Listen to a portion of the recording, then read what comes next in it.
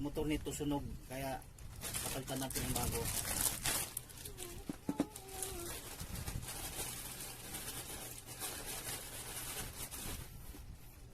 Ito yung bago niya. Importante dito, alam nyo kung saan yung mga wire nito.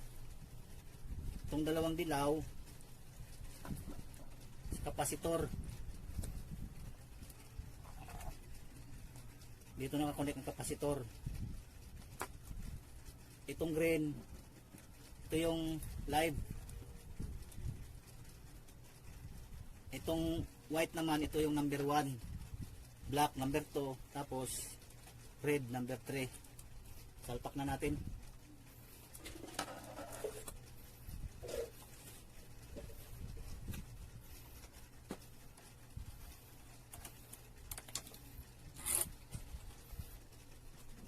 Dahil hindi naman, wala namang sayad to, maayos naman ang ano niya, alignment ng shafting. So hindi na natin kailangan magpalit pa ng bushing.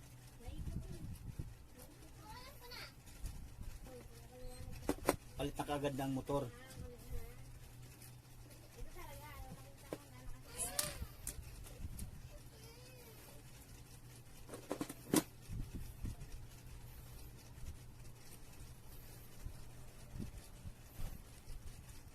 Ito lang, ilusot nyo lang dito.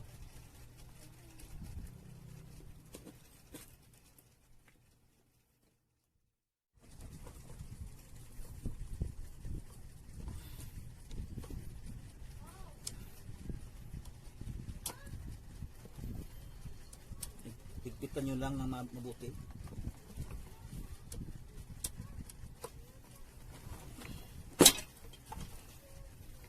Tapos putin nyo kung may clearance.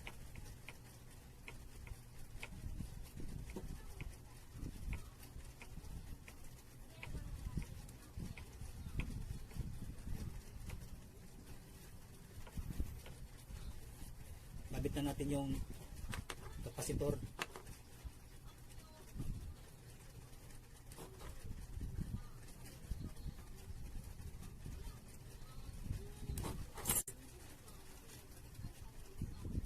Lagyan ng sireng cable tube.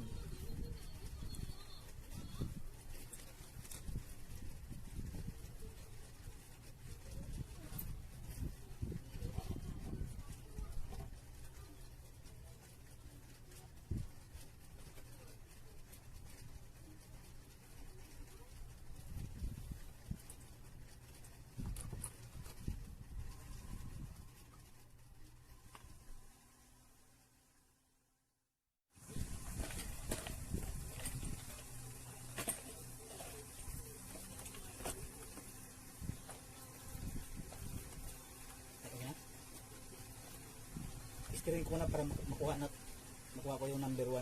Saan dito yung 1?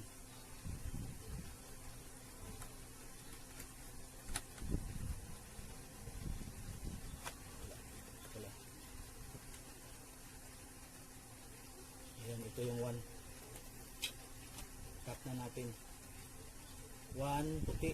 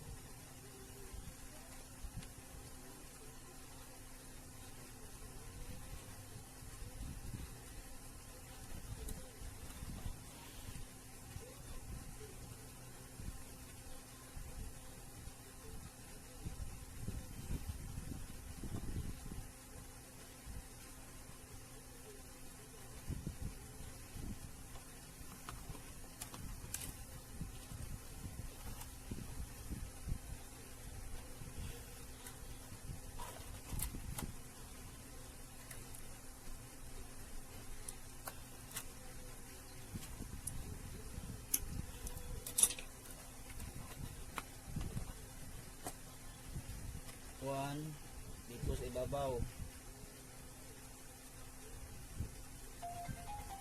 2, gitna,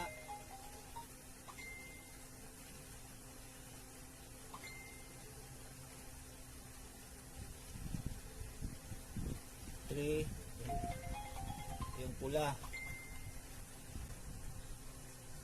1,